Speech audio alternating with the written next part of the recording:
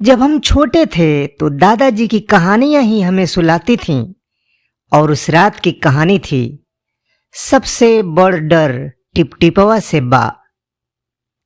दादाजी ने कहानी शुरू की।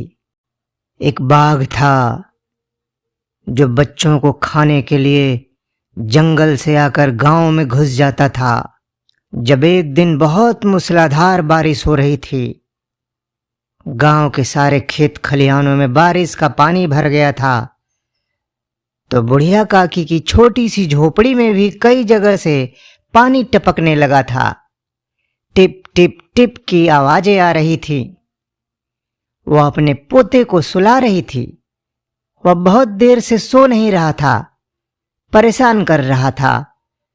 तो बुढ़िया काकी गुस्से में बोली, बचवा अब सो जा, नहीं तो टिपटिपवा आ जाई। टिपटिपवा नाम सुनकर पोता आश्चर्य में पड़ गया और बुढ़िया काकी से पूछने लगा, काकी ये टिपटिपवा क्या होता है? क्या बाघ शेर से भी बड़ा जानवर होता है क्या? बुढ़िया काकी ने एक बार छत से गिरते पानी को देखा और बोली, हाँ बचवा, न शेरवा के डर न बघवा के डर, सबसे बड़ डर टिपटिपवा के डर।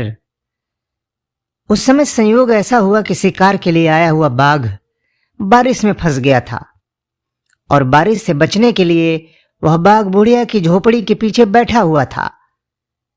जब उसने बुढ़िया की बात सुनी तो वह डर गया।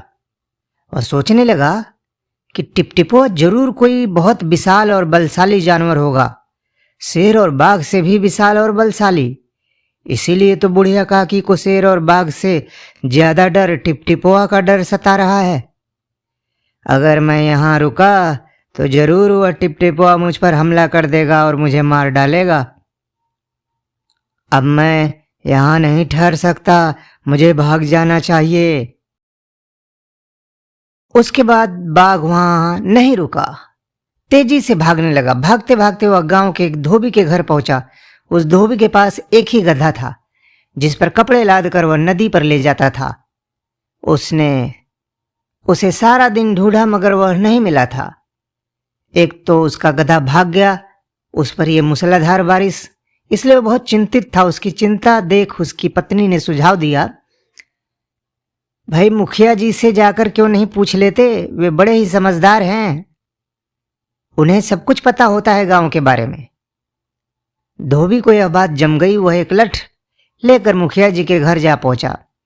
वहां उसने देखा कि मुखिया जी के घर पानी भरा हुआ है और वो पानी बाल्टी में भर भर कर बाहर फेंक रहे हैं। धोबी उन्हें प्रणाम कर बोला, मुखिया जी, मेरा गधा पता नहीं कहाँ भाग गया है, सुबह से ढूंढ रहा हूं किंतु मिल नहीं रहा। आपको पता हो तो बता दीजिए कि वह कहाँ मिलेगा। मुखिया जी बारिश का पानी घर में भर जाने से परेशान थे। पानी घर से बाहर फेंक फेंक कर थक चुके थे। धोबी की बात सुनकर वे बड़े गुस्से में आ गए। क्रोधित होकर के बोले, अरे सारे गांव का ठेका मैंने ही ले रखा है क्या? तेरा गधा पड़ा होगा कहीं नदी पोखरा के किनारे, जाकर वहां ढूंढ। यह कहकर वह फिर अपने काम में लग गए। धोबी मुखिया जी के कहे अनुसार गांव के तालाब की ओर चल पड़ा। तालाब किनारे लंबी लंबी घास उगी थी। उसी घास में धोबी अपने गधे को ढूंढने लगा। बुढ़िया काकी के घर से भागा बाघ वहीं घास के पीछे छुपा बैठा था। धोबी ने सोचा कि वो उसका भागा हुआ गधा है। दिन भर का गुस्सा निकालते हुए उसे बेदम पीटने लगा। बाघ घबरा गया। उसने सोचा, लगता है यही टिपटिपवा है, इसने मुझे ढूंढ ही लिया। अब इसकी बात नहीं मानी तो ये मुझे जान से मार डालेगा। अब मुझे वही करना चाहिए जो ये कहता है।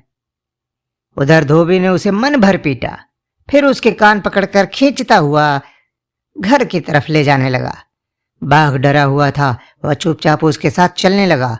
घर पहुंचकर धोबी ने बाघ को घर के बाहर खूंटे से बांध दिया और धोबी बहुत थका हुआ था, इसलिए तुरंत ही सोने चला गया। अगली सुबह सारे गांव में हाहाकार मच गया। धोबी के घर के सामने बाघ जो बंधा हुआ था, धोबी के इस कारनामे की जय जयकार हो रही थी और टिपटिपवा ने उस बाघ से सारे गांव को उस दिन बचा लिया था। तो ये थी दादाजी के द्वारा कही गई कहानी जो हमें आज याद आ रही है दोस्तों। तो ये कहानी आपको कैसी लगी? अच्छी लगी तो अपने चैनल मोहक अल्फाज को लाइक शेयर सब्सक्राइब जरूर करिए।